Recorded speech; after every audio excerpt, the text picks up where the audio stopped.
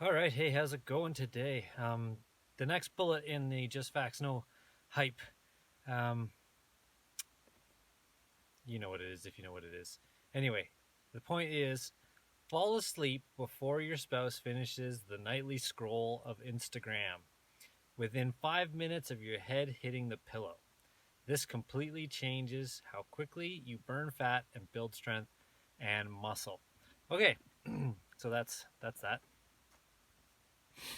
So, how do you hit How do you fall asleep with it before your spouse finishes scrolling Instagram? First thing I'd have to say that you can do that's outside, like a quick fix, is okay. Well, the thing that just popped in my mind was Nyquil, but that is not what I want to say because that's not a good long term strategy, although effective. Um, what I want to say is melatonin, and any the your body secretes it naturally in responses to usually like I think it's biorhythms or either light sensitivity or either a combination of both. But anyway, when you're about to go to sleep, or it helps trigger your body to go to sleep, and so you can pick it up at any. Still waiting on COVID test results. Um, you can pick it up in any health food store, whatever. And I've been told that less is better. Um, but I usually buy the 3 to 5 mg microgram milligram. I don't know. Anyways, I usually buy the 3 to 5 mg dosage, and I get the mint flavored sublingual, which means you can suck on it and have it dissolve in your mouth. And so anyway, that's the first thing that I would say, like that you could do outside. And if you wanted to mix it with a cup of chamomile tea or sleepy time tea, those two will pretty much always knock me out within 5 minutes of my head hitting the pillow. But I think further, more importantly to that, for me personally, my daily activity level is what really makes me tired. That's just the kind of thing that just says it's gonna happen now, dude. What I just said, and that's a regular higher activity level, and not so much a sedentary lifestyle. And I know that's very general advice, but um, like the short, intense workouts, like let's just say I sit all day and then at like I get off work and I go 5:30, 6 o'clock, I go bang out a CrossFit workout, a high intensity CrossFit workout.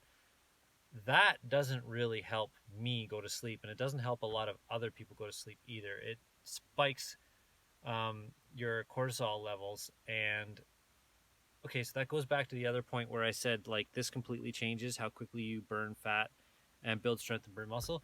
When you have elevated cortisol levels, um, everything craps out. Like that seems to be what makes a person healthy, vibrant, strong, and relaxed and confident. All that sort of stuff.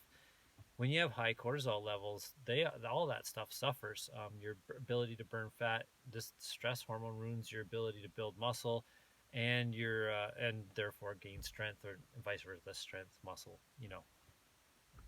Nervous system stimulation versus muscle growth, strength, whatever, whole other topic. But so what I do for my activity levels is like for recently, I've been doing time volume training.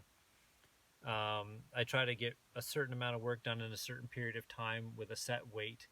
And when I achieve a certain amount of time with that weight, I then bump the weight.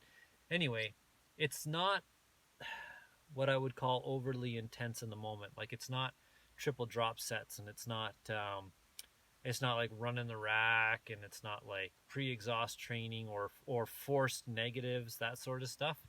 That really just hammers on your central nervous system, which eventually leads to overtraining, and an overtrained individual then has high cortisol levels. So does somebody that has high general stress, right? Even if it's just lifestyle factors, maybe someone in your family is sick. You just been told that maybe there's layoffs coming, and all that comes together, and then you start hammering these, super hard workouts, especially near bedtime. that it also spike your cortisol levels, and then you know you get cold, you get sick, um, and that's like right up front. All the other stuff like the building muscle and burning fat and being stress free, that's already far gone before you get sick. So if you're getting sick easily, you know that's not happening. So what I do is, you know, I try to get my 10,000 steps a day, which is just general walking. That's pretty stress free. It's just activity, burning, blood flow, you know, pumping around lymph and all that sort of stuff.